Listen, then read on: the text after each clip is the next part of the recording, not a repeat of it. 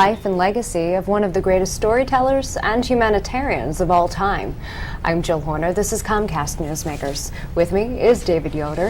He is chairman of the board of Pearl S. Buck International. Thanks so much for being with us, David. Good to see you. Thanks for having us. When we talk about Pearl S. Buck, obviously a wonderful storyteller and writer, but many people aren't quite as familiar with her humanitarian work. But you are quite familiar. Talk to us a little bit about your experience. You're known as the first Welcome House child, but what does that mean?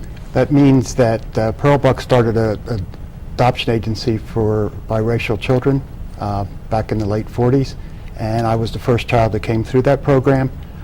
She actually brought me into her home when I was 15 months old, and then placed me with the Yoders in the farmhouse right next to her estate, and she and the Yoders raised me. Now, when we talk about the 1940s and 1950s, why was it so important to have a biracial adoption agency in place? What was going on culturally at the time that this was so necessary? Well, adoptions were trying to match children with like features as their adopting parents. So, biracial children just were not fitting into, in my case, like Indian families wouldn't adopt me because I was half American, and American families wouldn't adopt me because I had dark skin. Now, what changed with Pearl S. Buck, and what changed with Welcome House, which is now Pearl S. Buck International? What made the difference for now millions of children?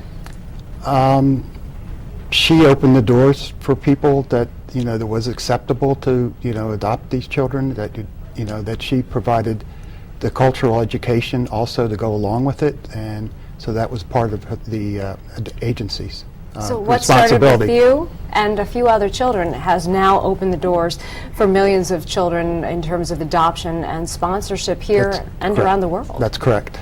Yes. Now let's talk about some of the other work that is currently underway.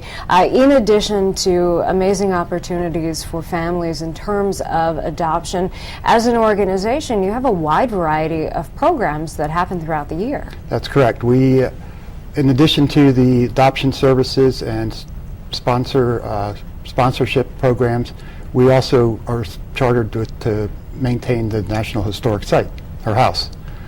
So we have a lot of cultural events there. They have picnics, they have fundraising events. It's open to the public to rent the facility, to having the business meetings, that sort of thing. So we also have leadership programs for high school students. And it's also, you can tour the house. It is a National Historic Site, one of 10 dedicated to women, and it's also an intact collection as well. And so we provide tours so people can learn more about Pearl Buck as well. Now, in addition to all of this, and in addition to being a museum, you have special events, writers' workshops, leadership programs.